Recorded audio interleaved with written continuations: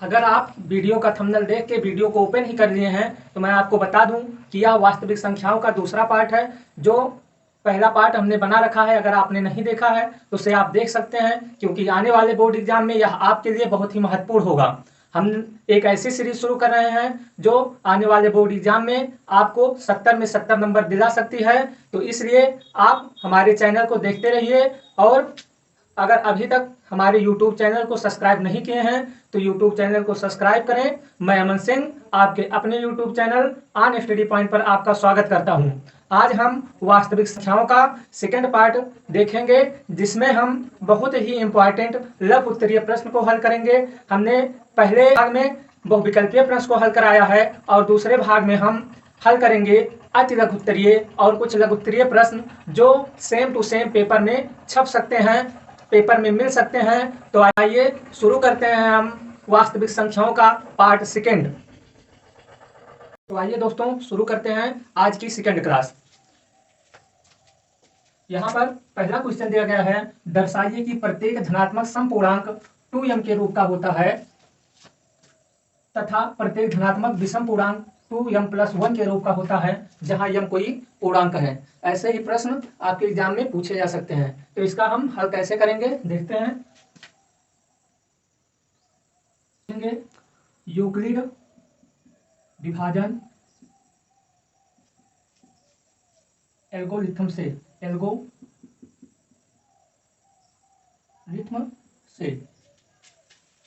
दो धन पूर्णांकों ए तथा बी के लिए इसे हल करने के लिए हम क्या करेंगे, यूक्लिड विभाजन एल्गोरिथम से दो धन पूर्णांकों ए तथा बी के लिए क्या होता है, ए बराबर bm+r, जहां m धन पूर्णांक है और m is greater than equal to 0 है। m is greater than equal to का मतलब 0 का मतलब है कि 0 से m का मान बड़ा होगा या तो m के मान के बराबर होगा के साथ r is greater than equal to 0 and b is greater than r। इसका मतलब है कि b r से बड़ा होगा और r 0 के बराबर होगा या 0 से बड़ा होगा। यहां पर लिखेंगे, यहां b का मान 2 रखने पर क्या हो जाएगा, a बराबर bm है तो b का मान 2 रखेंगे तो 2m और प्लस r हो जाएगा। और यहां देखेंगे, यहां दिया गया है कि m इज ग्रेटर देन या इक्वल टू किसके होगा, 0 के होगा। m क्या होगा, ग्रेटर देन इक्वल टू 0 के होगा। तो यहाँ पर देखेंगे अगर 2m हो जाता है तो r बराबर क्या हो जाएगा, r यहाँ दिया गया है कि 0 से बड़ा होगा या बराबर होगा और b से क्या होगा, छोटा होगा। अगर b का मान 2 है तो b से छोटा क्या होगा, 1 होगा और 0 होगा। तो इसलिए r बराबर 0 अथवा क्या हो जाएगा, r बराबर 1 हो जाएगा। तो r का मान रखने पर, r बराबर 0 रखने पर, इसी में r का मान रखा जाएगा। तो r बराबर 0 रखने पर, पहला r बराबर 0 रखने पर यह 2m+0, तो यह a बराबर क्या हो जाएगा, 2m हो जाएगा। यह एक सम संख्या है क्योंकि 2 का गुणज है। यहाँ देखेंगे कि 2m जो है यह क्या मिल जा रहा है, यह एक सम संख्या है क्योंकि क्या है, ये 2 का गुणज है। ऐसे ही सेकंड अगर हम लेंगे तो क्या होगा, r बराबर 1 रखने पर, जब r बराबर 1 तब क्या हो जाएगा, a बराबर क्या हो जाएगा, a बराबर हो जाएगा 2m+1। a बराबर क्या हो जाएगा, 2m+1। a बराबर 2m+1 है। तो यहाँ आगे हम देखते हैं, लिखेंगे a बराबर 2m+1। यह एक विषम संख्या है क्योंकि 2m+1 एक विषम संख्या है क्योंकि 2m+1 संख्या 2m की उत्तरवर्ती है, 2m का उत्तरवर्ती है, उत्तरवर्ती है। उत्तरवर्ती से हमारा मतलब है अनुवर्ती से। अनुवर्ती का मतलब किसी भी संख्या में जब एक जोड़ दिया जाए तो वह क्या मिल जाता है, उसकी अनुवर्ती हो जाता है, उत्तरवर्ती हो जाता है। जबकि जब किसी संख्या से एक माइनस किया जाता है तो वह पूर्ववर्ती कहलाता है। जैसे अगर हमारा 2 दिया गया है, सम संख्या है, इसमें एक जोड़ देंगे तो 3 हो जाएगा। तो यहाँ वही बताया गया है कि अगर 2m जो संख्या है वो उसमें एक जोड़ा जाएगा तो क्या हो जाएगा, विषम संख्या हो जाएगा। इस प्रकार हम कह सकते हैं कि किसी जब m कोई धन पूर्णांक होगा, हम कह सकते हैं कि जब m कोई धन पूर्णांक होगा, धन पूर्णांक होगा, जब m कोई धन पूर्णांक होगा तो प्रत्येक धनात्मक समपूर्णांक, तो प्रत्येक धनात्मक समपूर्णांक 2m तथा विषम प्रत्येक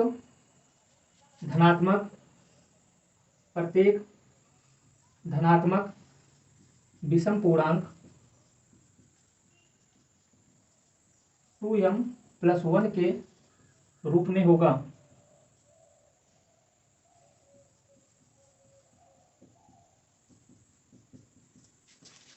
इस प्रकार इसका हम हल देख सकते हैं कि अगर दिया गया हो कि दर्शाइए कि प्रत्येक धनात्मक समपूर्णांक 2m के रूप का होता है तथा प्रत्येक धनात्मक विषम पूर्णांक 2m+1 के रूप का होता है, जहां m कोई पूर्णांक है, तो हम लिख सकते हैं यूक्लिड विभाजन एल्गोरिथ्म से दो धन पूर्णांकों a तथा b के लिए a बराबर क्या होगा, bm+r होगा, जहां m क्या है, धन पूर्णांक है और m क्या है, ग्रेटर देन इक्वल टू 0 है। कहने का मतलब 0 से बड़ा है या 0 के बराबर है, और इसके साथ क्या है, greater than equal to r है, greater than equal to r, और b क्या है, ग्रेटर देन r है। कहने का मतलब है या तो r 0 के बराबर होगा या बड़ा होगा, लेकिन b से क्या होगा, छोटा होगा। और यहाँ पर जब हम लिखेंगे यहाँ b का मान 2 रखने पर तो क्या हो जाएगा, a बराबर 2m+r से, a बराबर 2m+r से r बराबर 0 होगा अथवा r बराबर 1 होगा। क्यों, क्योंकि यहाँ बताया गया b का मान क्या होगा, r से बड़ा होगा, और r क्या होगा, 0 के बराबर होगा या 0 से बड़ा होगा। तो जब b हमारा 2 हो जाएगा तो यहाँ पर r 0 होगा अथवा 1 होगा। कहने का मतलब b से छोटा होगा। यहाँ r बराबर 0 रखने पर a बराबर 2m+0 होगा, तो a बराबर क्या हो जाएगा, 2m हो जाएगा, क्योंकि 0 तो 0 ही हो गया। तो यहाँ हम लिख सकते हैं यह एक सम संख्या है। 2m क्या है, एक सम संख्या है, क्योंकि 2 का क्या है, गुणज है। गुणज का मतलब होता है 2 के टेबल में जो आए वे संख्याएं क्या होती हैं, 2 की गुणज कहलाती हैं। और सेकंड में दिया गया, सेकंड लिखा गया है जब क्या होगा, r बराबर 1 रखेंगे। जब r बराबर क्या रखा जाएगा, 1 रखा जाएगा इस समीकरण में, इस मान में जब r बराबर 1 रखा जाएगा तो क्या होगा, a बराबर 2m+1 होगा। इस प्रकार a बराबर 2m+1 हो जाएगा। 2m+1 विषम संख्या है, क्योंकि 2m+1 संख्या 2m का क्या है, उत्तरवर्ती है। जब m कोई धन पूर्णांक होगा तो प्रत्येक धनात्मक समपूर्णांक 2m तथा प्रत्येक धनात्मक विषम पूर्णांक 2m+1 के रूप में होगा। यही हमको दिखाना था और यह हम दिखा दिए। इस प्रकार हमारा पहला क्वेश्चन सॉल्व हुआ। सेकंड क्वेश्चन दिया गया है, यूक्लिड विभाजन एल्गोरिथ्म का प्रयोग करके 135 तथा 225 का मासा ज्ञात कीजिए। इसे हल करने के लिए हम सबसे पहले 135 तथा 225 का मासा निकालेंगे। तो 135 तथा 225 का मासापा, महत्तम समापवर्तक। क्या करेंगे, 135 से 225 को भाग देंगे, कितनी बार जाएगा, एक बार जाएगा, 135 होगा, और इसे माइनस करेंगे तो 0 होगा, और 12 में से 3 जाएगा 9 होगा, एक एक कैंसिल होगा, 90 बचा। इसलिए 225 बराबर 135 गुणे 1 प्लस 90। इसके बाद क्या करेंगे, 90 से 135 को भाग देंगे, कितनी बार जाएगा, एक बार जाएगा, 90 होगा, और यहाँ 5 होगा, और 13 में से 9 जाएगा, 4 होगा, 45 होगा। इसलिए हम लिख सकते हैं 135 बराबर क्या हो जाएगा, 90 गुणे 1 हो जाएगा, और प्लस 45 हो जाएगा। अब क्या करेंगे, 45 से 90 को भाग देंगे, क्या 45 दूना 90 हो जाएगा, 45 दूना 90, पूरा पूरा क्या हो जा रहा है, विभाजित हो जा रहा है। इसलिए क्या लिखेंगे, 90 बराबर 45 गुणे 2 और प्लस 0, शेषफल 0 हो गया। तो हम कह सकते हैं कि 135 तथा 225 का मासा कितना हो जाएगा, 135 तथा 225 का मासा कितना हो जाएगा, जो लास्ट में जिससे पूरा पूरा विभाजित हुआ है यही क्या हो जाएगा, मासा हो जाएगा। इस प्रकार यह क्वेश्चन हल हुआ और ऐसे ही क्वेश्चन पूछे जाएंगे, छोटे हैं लेकिन ऐसे ही एग्जाम में आएंगे, लघुत्तरीय प्रश्न में ऐसे ही क्वेश्चन 2 नंबर में आपसे पूछे जाएंगे। तो दोस्तों अगला क्वेश्चन देखेंगे, दिया गया है कि किसी खेल के मैदान के चारों ओर एक वृत्ताकार पथ है। किसी खेल के मैदान के चारों ओर एक वृत्ताकार पथ है। इस मैदान का एक चक्कर लगाने में क्रिया को 18 मिनट लगते हैं, जबकि इसी मैदान का एक चक्कर लगाने में टन को 12 मिनट लगते हैं। टन को 12 मिनट लगते हैं। यदि वे दोनों एक ही स्थान व समय पर चलना प्रारंभ करके एक ही दिशा में चलते हैं तो कितने समय पश्चात वे पुनः प्रारंभिक स्थान पर मिलेंगे। तो हम इसका हल लिखेंगे, तो एक चक्कर लगाने में लगा समय बराबर क्रिया को एक चक्कर लगाने में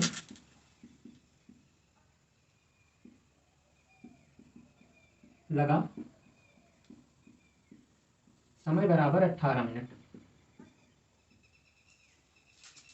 तथा टन को एक चक्कर लगाने में तथा टन को एक चक्कर लगाने में लगा समय बराबर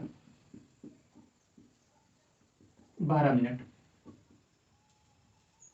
12 मिनट।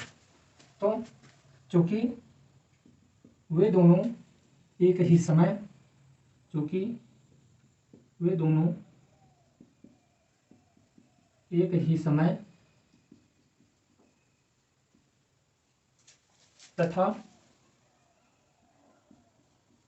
एक ही स्थान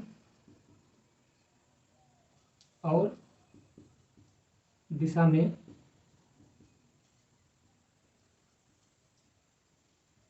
चलती हैं। चूंकि ये दोनों एक ही समय तथा एक ही स्थान और दिशा में चलती हैं, इसलिए 18 और 12 का इसलिए 18 और 12 का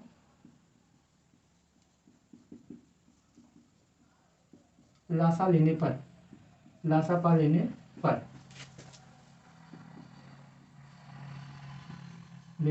पर अब चूंकि ये दोनों एक ही स्थान समय और एक ही दिशा में चलती हैं, इसलिए इनका लासा लिया जाएगा और लासा लेंगे तो 18 का अभाज्य गुणनखंड करेंगे तो कितना हो जाएगा, 2 तिहाई 6 और 6 त्रिक 18। कहने मतलब 18 का भाज्य गुणनखंड क्या होगा, 2 गुणे 3 गुणे 3 होगा। इसी प्रकार 12 का देखेंगे तो क्या हो जाएगा, 2 तिहाई 6 या 2 दूना 4 और तिहाई 12। हम लिख सकते हैं यहाँ 2 है 2 होगा और 3 2 बार है तो इसे हम लिख सकते हैं 3 की पावर 2।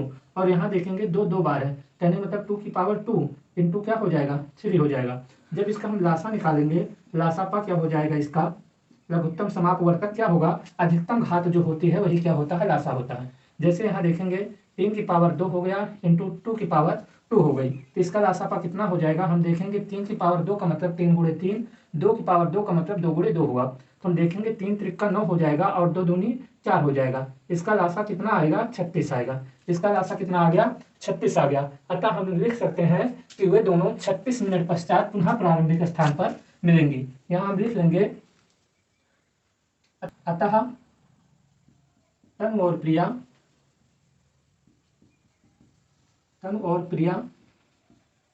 36 मिनट पश्चात, क्या 36 मिनट, क्योंकि ये मिनट में दिया गया था समय 18 और 12, इसलिए क्या होगा, अतः तनु और प्रिया 36 मिनट पश्चात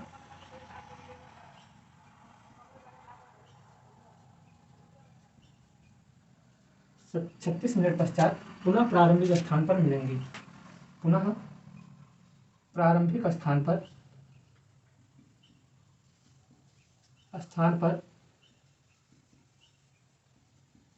मिलेंगी। मिलेंगी। ये क्वेश्चन देखने में जितना बड़ा लग रहा है, हल करने में उतना बहुत आसान है, क्योंकि इसमें कुछ नहीं करना है। दिया गया प्रिया को एक चक्कर लगाने में लगा समय 18 मिनट तथा तम को एक चक्कर लगाने में लगा समय 12 मिनट।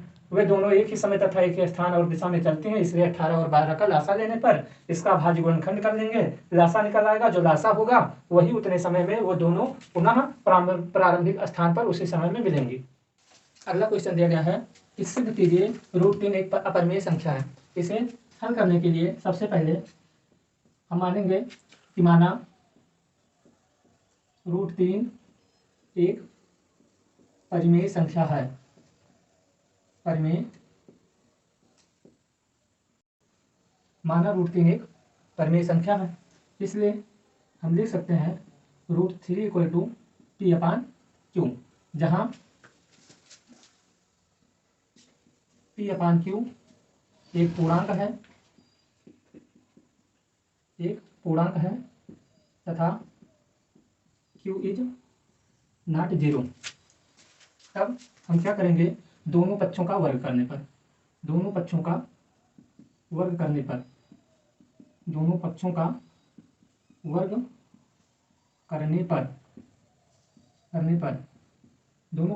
करेंगे तो क्या हो जाएगा, √3 का वर्ग हो जाएगा बराबर P/Q का वर्ग हो जाएगा। इसे करेंगे तो क्या होगा, √3 का वर्ग 3 हो जाएगा, यहाँ P स्क्वायर अपान Q² हो जाएगा। इसे देखेंगे तो यहाँ Q की घात 2 है, क्या हो जाएगा, हम लिख सकते हैं 3Q equal to P² upon Q। तो यहाँ हम देखेंगे कि 3Q क्या है, एक पूर्णांक है। यहाँ 3Q बराबर P² अपान Q, इसे समीकरण 1 मानते हैं। हम देखेंगे कि यहाँ 3Q एक पूर्णांक है, 3Q एक पूर्णांक है, जबकि P² अपान Q पूर्णांक नहीं है,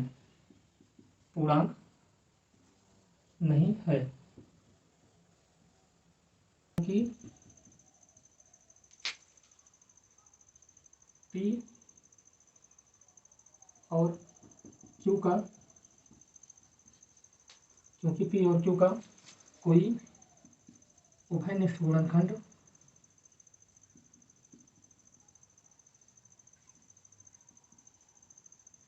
नहीं है। इसलिए 3Q is not equal to P² upon Q, समीकरण 2, जो कि समीकरण 1 के विपरीत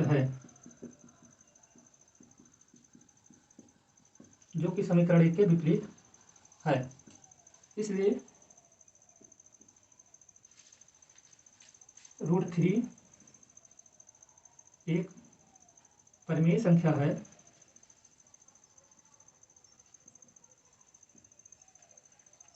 यह परिकल्पना गलत सिद्ध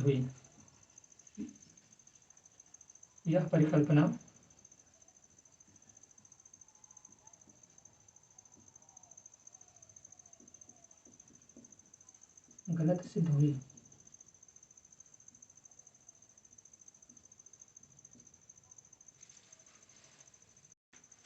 इसलिए हम कह सकते हैं कि √3 एक अपरिमेय संख्या है।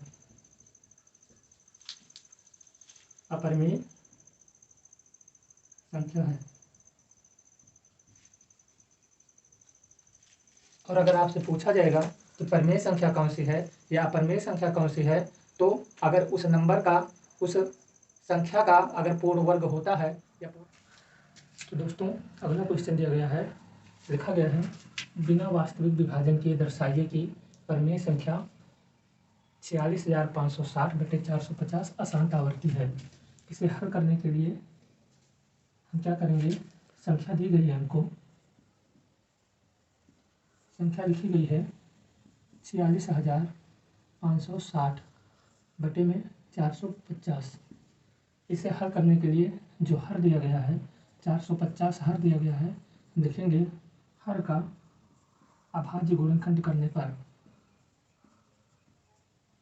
अभाज्य गुणनखंड करने पर 450 का अभाज्य गुणनखंड करेंगे तो कैसे होगा, लिखेंगे 450 2 दूना 4, 2 दूनी 4, 2 पंचे 10, तो 520, 2 बचेगा 25। इसके बाद 5 से काटेंगे तो 5 9 जा 45 और 3 3 जा 9, 3 जा 3। हम लिख सकते हैं कि संख्या 450 का अभाज्य गुणनखंड होगा 2 गुणे 3 इंटू 3 इंटू 5 इंटू 5 या 2 इंटू 3 की पावर 2 इंटू 5 की पावर 2। तो संख्या 450 इक्वल टू 2 इंटू 3 की पावर 2 इंटू 5 की पावर 2 का अभाज्य गुणनखंड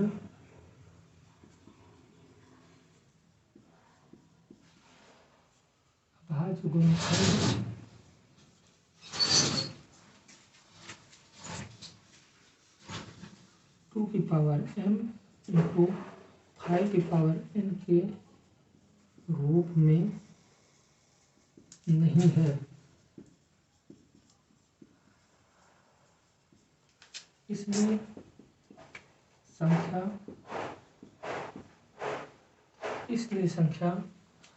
46,560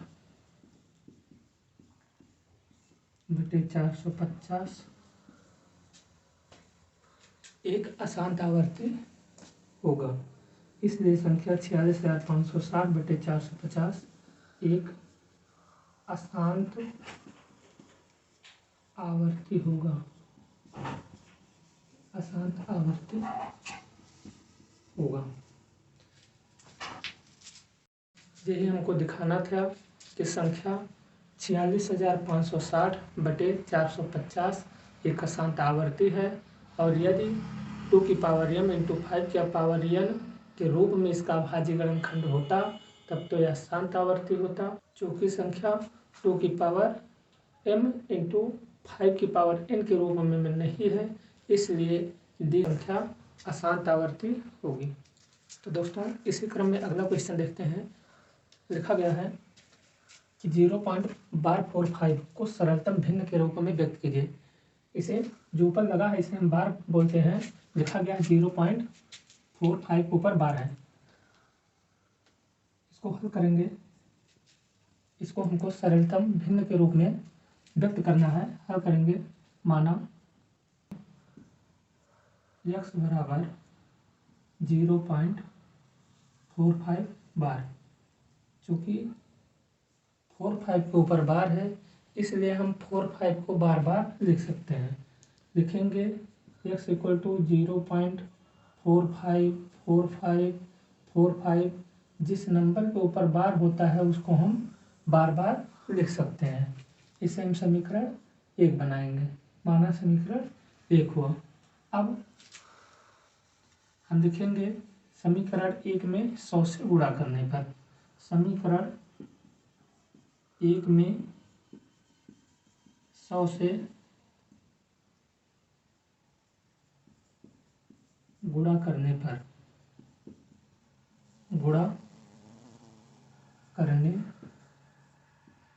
समीकरण 1 में 100 से गुणा करने पर 100 से गुणा करेंगे तो क्या हो जाएगा, 100 100 हो जाएगा इक्वल टू यहाँ 100 से जब गुणा करेंगे और आगे लिखा जाएगा 0.4545 बार बार ऐसे लिखा जाएगा।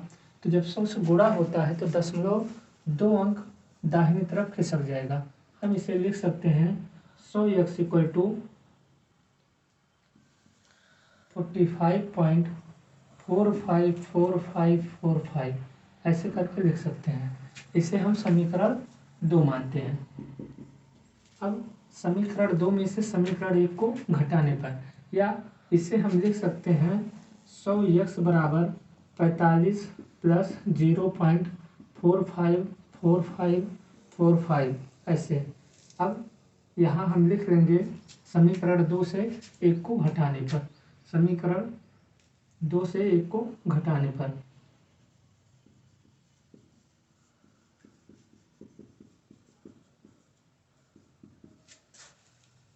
एक को घटाने पर, समीकरण 2 में से 1 को घटाने पर, इसी को हम इस रूप में लिख सकते हैं, इसलिए समीकरण 2 इसे मानते हैं।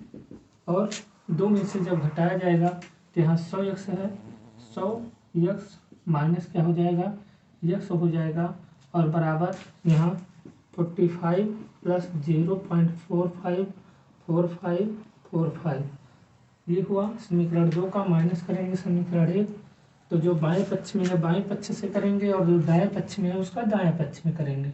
यहाँ लिखेंगे 0.454545। अब देखेंगे यहाँ प्लस में दिया गया है और यहाँ माइनस में, इसलिए ये और ये दोनों कैंसिल हो जाएंगे और 100 में से x जाएगा तो यहाँ बचेगा 99x बराबर 45, या x बराबर अगर हम लिखेंगे तो हो जाएगा 45/99। इसे सॉल्व करेंगे, हल करेंगे तो क्या होगा, 25 45 होता है, 5 होगा और 11 9 99। कहने का मतलब हमको मिल जाएगा 5/9। x बराबर क्या हो जाएगा 5/9। यही हमारी एक भिन्न है, यही हमको ज्ञात करना था। तो देख सकते हैं ऐसे ही बहुत आसान विधि से, बहुत आसान तरीके से हम क्वेश्चन को लगा सकते हैं और ये क्वेश्चन हमको एग्जाम में 2 से 4 नंबर में पूछे जाएंगे। दोस्तों, ऐसी 2 अपरिमेय संख्याओं का उदाहरण दीजिए जिनका योग परिमेय संख्या हो। क्वेश्चन कह रहा है कि ऐसी 2 अपरिमेय संख्याएं कौन से होंगी जिनका योग अगर हम करेंगे तो क्या हो, परिमेय संख्या हो। तो आइए इसे हल करके देखते हैं क्या होगा। माना पहली अपरिमेय संख्या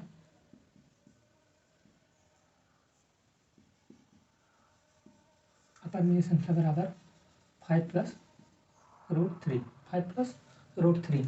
इसी तरह दूसरी अपरिमेय संख्या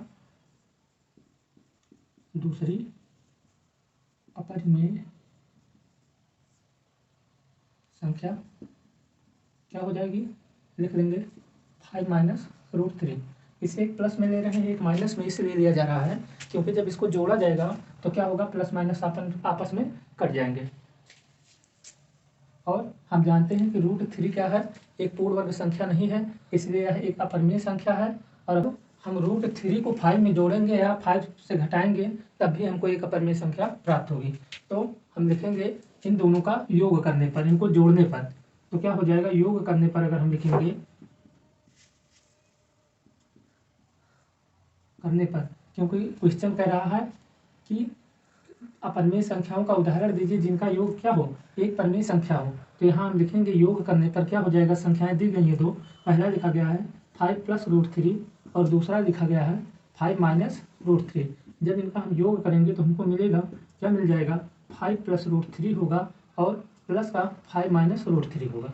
क्या होगा, 5 - √3 होगा। हम यहाँ देखेंगे तो +5 प्लस में √3 दिया गया और माइनस में √3 दिया गया है, इसीलिए हमने एक को प्लस में और दूसरे को माइनस में लिया था। अब यहाँ देखेंगे तो √3 से माइनस का √3 कट जाएगा, तब यहाँ हमें मिलेगा 5 + 5 = 10। इस प्रकार यह क्या हुआ, यही हमारा आंसर हुआ, यही हमको सिद्ध करना था। हम अगर क्वेश्चन को यहाँ पर चाहे हम कुछ भी लिख सकते हैं, चाहे 3 लिख सकते हैं, चाहे 2 लिख सकते हैं, कोई भी नंबर दिया जा सकता है जो कि 2 अपरिमेय संख्याएं हो। जैसे यहाँ 3 भी लिख सकते हैं, 7 भी लिख सकते हैं, 9 भी लिख सकते हैं या 1 भी लिख सकते हैं, कुछ भी लिखा जाएगा। और जब प्लस माइनस होगा तो लास्ट में जब दोनों को जोड़ा जाएगा तो रूट के नंबर कट जाएंगे और एक हमें परिमेय संख्या मिल जाएगी। आइए इसके आगे का क्वेश्चन देखते हैं। ये सारे क्वेश्चन पेपर की दृष्टि से आने वाले बोर्ड एग्जाम के लिए बहुत ही उपयोगी होंगे। तो दोस्तों, इसी क्रम में हम अगला क्वेश्चन देखेंगे। अगर अभी तक आपने हमारे YouTube चैनल को सब्सक्राइब नहीं किया है तो चैनल को सब्सक्राइब करें तथा बेल आइकन भी प्रेस करें, जिससे आने वाली अगली वीडियो आप तक सबसे पहले पहुंचे और आप इस वीडियो का उपयोग कर सकें आपके आने वाले एग्जाम के लिए। तो आइए अगला क्वेश्चन देखते हैं। दिया गया है कि एक संख्या को जब 87 से भाग दिया जाता है, एक संख्या को जब 87 से भाग देते हैं तो भागफल 35 तथा शेषफल 19 प्राप्त होता है। तो संख्या ज्ञात कीजिए। कह रहा है हमको कि संख्या ज्ञात करनी है, जबकि हमें दिया गया है भागफल दिया गया है, शेषफल दिया गया है और जिससे भाग दिया जाए। हम जानते हैं कि क्या होता है, अगर हम किसी संख्या को भाग देना होता है तो हम जानते हैं कि यहाँ क्या होता है, भाज्य। क्या होता है, भाज्य होता है। और ये क्या होता है, भाजक होता है। क्या होता है, भाजक होता है। और यहाँ जो नीचे आएगा ये क्या होगा, शेषफल होगा, शेषफल होता है। और जबकि ये क्या होता है, ये भागफल होता है, भागफल। ये किसी भी भाग का स्ट्रक्चर होता है। इसी तरह हम देखेंगे यहाँ दिया गया है जब 87 से भाग देते हैं, 87 से भाग देने का मतलब है 87 क्या है, भाजक है। हमें यहाँ दिया गया है, क्या क्या दिया गया है हम देखते हैं, भाजक दिया गया है। भाजक क्या दिया गया है, 87 दिया गया है। और कह रहे हैं भागफल, भागफल कितना दिया गया है, 35 दिया गया है। भागफल दिया गया है हमको 35 तथा शेषफल कितना दिया गया है, शेषफल हमको दिया गया है, शेषफल 19 दिया गया है। तो कह रहा है कि वह संख्या ज्ञात कीजिए, हमें संख्या ज्ञात करना है। अतः हम लिख सकते हैं यूक्लिड विभाजन प्रमेयिका से, प्रमेयिका से क्या होता है, होता है भाज्य बराबर भाजक गुणे भागफल धन शेषफल। हम आपको बहुत आराम से चीज़ों को बताएंगे जिससे आपकी समझ में आ सके। यहाँ भाज्य क्या दिया गया, भाज्य हमको ज्ञात करना है। हम लिख लेंगे भाज्य बराबर भाजक क्या दिया गया है, भाजक 87 दिया गया है, गुणे भागफल हमको 35 दिया गया है और शेषफल 19 दिया गया है। इसे हम हल करेंगे, 87 को 35 से क्या करेंगे, गुणा करेंगे। तो यहाँ गुणा करके देख लेते हैं क्या आएगा। 5 सत्ते 35, 5 होगा, हासिल 3 होगा और 5 अठे 40 और 3 43 हो जाएगा। 3 सत्ते 21, 1 कैरी 2 होगा और 3 अठे 24, 25 और क्या हो जाएगा, 26 हो जाएगा। कहने मतलब 5 हो जाएगा, 3 1 4 होगा, 6 4 10 का 0, हासिल 1 होगा, 2 1 3 होगा। हमें इसको गुणा करेंगे इन दोनों को, हमें मिलेगा 30 45। कहने मतलब 3045 और इसमें 19 हम जोड़ देंगे। 19 जोड़ेंगे तो क्या हो जाएगा, 9 5 14 के 4, हासिल 1 होगा, 4 1 5 और 6 हो जाएगा, 0 और 30। कहने का मतलब अगर हम देखेंगे तो इसको जब हल करेंगे तो हमको नंबर मिल जाएगा 30 और 64। तो हम लिख सकते हैं कि वह संख्या ज्ञात कीजिए, क्या हो जाएगी, वह संख्या कौन सी हो जाएगी, 36 हो जाएगी। तो वह संख्या बराबर, तो वह संख्या बराबर कितना हो जाएगा, 3064। यही हमको निकालना था, ये हमारा क्या हुआ, आंसर हुआ। अगला क्वेश्चन देखेंगे, लिखा गया है अभाज्य गुणनखंड विधि द्वारा 96 और 404 का एचसीएफ तथा एलसीएम ज्ञात कीजिए। इस वीडियो के अंतर्गत हम उन सारे क्वेश्चन को सॉल्व कर रहे हैं जो इस चैप्टर के बहुत ही महत्वपूर्ण क्वेश्चन हैं और पेपर में आ सकते हैं। हम देखेंगे, लिखा गया है कि इनका क्या करना है, अभाज्य गुणनविधि से एचसीएफ तथा एलसीएम लासा तथा मासा निकालना है। तो हम लिखेंगे 96 का गुणनखंड करेंगे, 96 और 404 का क्या करेंगे, गुणनखंड करेंगे। यहाँ हम लिख लेंगे 96, इसको हल करेंगे तो क्या होगा, 2 से काटेंगे, 2 चौको 8 हो जाएगा, 1 बचेगा, 2 अठे 16 होगा। और यहाँ 2 दूनी 4 होगा, 2 चौको 8 होगा, 2 एकम 2 होगा, 2 दूनी 4, 2 छम 12 हो जाएगा। और यहाँ 2 तीन 6 होगा और यहाँ 3 एकम 3 हो जाएगा। यह अभाज्य गुणनखंड हुआ 96 का। इसी बगल में हम अभाज्य गुणनखंड करेंगे 404 का 404 का, इसे काटेंगे तो 2 दूनी 4 होगा, इसके बाद 2 एकम 2 और 1। अब यहाँ ये 2 से नहीं कटेगा, इसलिए हम डायरेक्ट इसको 101 से काटेंगे तो 101 बार चला जाएगा, कहने मतलब एक बार में पूरा पूरा कर जाएगा। हम इसका अभाज्य गुणनखंड लिखेंगे 96 तथा 404 संख्या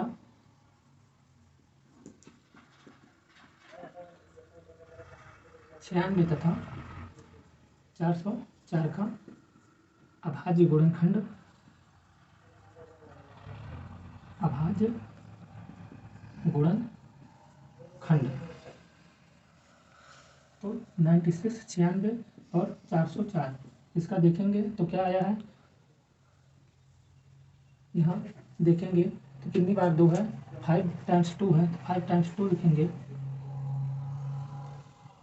5 टाइम्स 2 लिखेंगे और 1 टाइम्स 3 लिखेंगे। ये 96 का क्या है भाज्य गुणनखंड। ऐसे ही 404 का भाज्य गुणनखंड क्या दिया गया है, 2 क्या दिया गया है, 101 दिया गया है। अब जब हमें HCF ज्ञात करना होता है, HCF के लिए हम क्या करते हैं कि जो इन दोनों में कॉमन हो, जो अभाज्य गुणनखंड में कॉमन होता है वही हमारा HCF होता है। जैसे यहाँ हम देख सकते हैं 2 दोनों में कॉमन है और यहाँ पे क्या है 2 है और बाकी कॉमन नहीं है। यहाँ पर हम HCF अगर हमें देखना हो, HCF क्या हो जाएगा 2 × 2। कहने का मतलब HCF इक्वल टू क्या हो जाएगा 4 हो जाएगा। और इसका अगर हमें LCM देखना हो तो LCM निकालने के लिए फिर से हम इसको लिखेंगे और इसका जो अभाज्य गुणनखंड है उसको लिखेंगे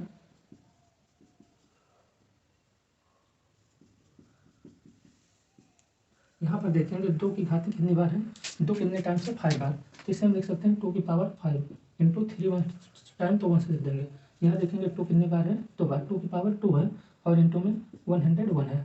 अब हमें जब LCM ज्ञात करना होता है, LCM जब ज्ञात करना होगा तो हम क्या देखते हैं, जो अधिकतम घात होती है उसको लिया जाता है। कहने का मतलब 2 की पावर 5 लेंगे और यहाँ 3 लेंगे, यहाँ 101 लेंगे। क्योंकि 2 की पावर 2 है, हमने बताया कि जिसकी अधिकतम घात होगी, यहाँ 2 की पावर 2 है, यहाँ 2 की पावर 5 है, तो अधिकतम का घात किसकी है 2 की पावर 5 की, तो 2 की पावर 5 दिया जाएगा और इसका गुणनखंड किया जाएगा। तो 2 की पावर 5 का मतलब होता है 2 5 बार। इसे हम लिख सकते हैं, इसका गुणनखंड करेंगे तो कितना होगा 2 दूनी 4 दूनी 8 दूनी 16 दूना 32, कितना हो जाएगा 32, 32 गुणे 3 गुणे 101 हो जाएगा। हल करेंगे इसे तो हमें क्या मिल जाएगा 3 दूनी 6 हो जाएगा और 3 त्रिका 9 हो जाएगा और गुणा करेंगे 101 से। इसे 101 से गुणा करेंगे तो क्या हो जाएगा 96 का 1 में गुणा करेंगे तो 96 हो जाएगा, क्या हो जाएगा 96 हो जाएगा और 1 से फिर से गुणा करेंगे तो 96 हो जाएगा। कहने का मतलब LCM हमको कितना मिल जाएगा 96 9696। तो हम लिख सकते हैं यहाँ 96 कितना आएगा 9696। तो हम लिख सकते हैं संख्या 96 और 404 का LC क्या दिया गया है, HCF क्या हो जाएगा 4 तथा LCM कितना है 9696। हम लिख सकते हैं संख्या 96 और 404 का HCF इक्वल टू कितना 4 तथा LCM इक्वल टू 9696। ये हमारा आंसर है। आपको यह वीडियो कैसी लग रही है कमेंट के माध्यम से अपना सुझाव जरूर दें। आइए अगला क्वेश्चन देखेंगे। तो दोस्तों आइए देखते हैं आज का आखिरी क्वेश्चन, और इससे बाहर लघु उत्तरीय प्रश्न में कुछ नहीं पूछा जाएगा आपसे। यही सारे क्वेश्चन आपको बोर्ड एग्जाम में देखने को मिलेंगे। आइए देखते हैं आज का आखिरी क्वेश्चन। लिखा गया है कि परिमेय संख्या 129/2 की पावर 3 × 5 की पावर 7 का शांत दशमलव प्रसार ज्ञात कीजिए। इसे हल करने के लिए हम क्या करेंगे, लिखा गया है संख्या 129/2 की पावर 3 × 5 की पावर 7। इसे हम हल करेंगे, लिखेंगे 129/2 की पावर यहाँ 7 दिया गया है, इसलिए हम क्या करेंगे इसका भी पावर सेम करेंगे। सेम करने के लिए हमें 2 की पावर 4 से क्या करना होगा गुणा करना होगा। 2 की पावर 3 × 5 की पावर 7 दिया गया है, यहाँ गुणा करेंगे हम किससे 2 की पावर 4 से, और अगर अंश हर में गुणा करेंगे और अंश में भी गुणा कर देंगे जिसकी वैल्यू क्या हो जाएगी समान हो जाएगी, हमें कोई समस्या नहीं होगी। तो हम इसे हल करेंगे, लिखेंगे 129 × 2 की पावर क्या हो गया 4 हो गया, और यहाँ पर क्या हो जाएगा 2 की पावर 3 है 2 की पावर 4 है, गुणे में घातें जुड़ती हैं तो हम क्या लिख सकते हैं 2 की पावर 7 लिख सकते हैं। अगर हमें 2 की पावर 3 × 2 की पावर क्या 4 दिया गया हो तो गुणे में घातें जुड़ती हैं तो हम लिख देंगे 2 × 3 + 4। कहने मतलब 3 + 4 7 हो जाएगा। 2 की पावर 7 हम यहाँ से पा सकते हैं कि यहाँ से हम लिखेंगे 2 की पावर 7 × 5 की पावर 7, ये इतना हम लिख सकते हैं। इसे हल करेंगे तो देखेंगे 129 × 2 की पावर 4 को हम क्या लिख सकते हैं 2 की पावर 4 का मतलब होता है 2 का 4 बार, 2 × 2 × 2 × 2। 2 की पावर 4 का मतलब होता है 2 4 बार। 2 की पावर 4 को क्या मतलब होता है कि 2 4 बार लिखा जाए, कहने मतलब 2 × 2 × 2 × 2। इसे हम क्या लिख सकते हैं, हम इसे 16 लिख सकते हैं क्योंकि 2 दूनी 4 दूनी 8 दूनी क्या होता है 16 होता है, इतना लिखेंगे। अब यहाँ देखो 5 टू दिया गया है, घातें बराबर हैं तो इनका गुणा कर लेंगे आपस में, क्या हो जाएगा 10 हो जाएगा और 10 की पावर क्या हो जाएगा 7 हो जाएगा, 10 की पावर 7 होगा। अब यहाँ हम 16 से 129 को गुणा करेंगे, 129 को हम क्या करेंगे 16 से गुणा करेंगे तो 16 नहीं है 144 4 लिखेंगे क्योंकि 44 होता है 4 लिखा जाएगा, 14 कैरी होगा, फिर 16 दूना 32 और 32 में 14 जोड़ेंगे तो क्या हो जाएगा 4 2 6 3 1 4 हो जाएगा, 6 लिखेंगे और 4 क्या हो गया कैरी हो गया, फिर 16 1 16 और 4 क्या हो जाएगा 20 हो जाएगा। कितना हमें मिलेगा, हमको मिलेगा 20 64 मतलब 2064 बटे 10 की पावर 7। 10 की पावर 7 का मतलब है कि 10 एक के बाद कितने जीरो हैं 7 जीरो हैं। 10 की पावर 7 का मतलब होता है एक की पावर एक में क्या है एक के बाद 7 जीरो है, और इसे जब हल करेंगे तो जितना जीरो है उतना बाईं तरफ हम क्या करेंगे दशमलव लगाएंगे। जैसे जो नंबर लिखा गया है नंबर लिखेंगे, लिखा गया है 2064, ये कितने अंक है इसमें 4 है, हमको कामा कितने पे लगाना है पॉइंट हमें दशमलव देना है 7 अंक पे, तो 4 ये हो गया 5 6 और 7, यहाँ दशमलव लगा देंगे और जीरो लिख देंगे, ये इतना। तो यहाँ पर संख्या कितने का शांत प्रसार कितना हो जाएगा, हम लिख सकते हैं संख्या 129 बटे 2 की पावर 3 इंटू 5 की पावर 7 इक्वल टू 0.000264, यही क्या होगा इसका शांत प्रसार होगा, दशमलव का शांत प्रसार होगा। आगे हम लिख सकते हैं कि 129 बटे 2 की पावर 3 इंटू 5 की पावर 7 का शांत दशमलव प्रसार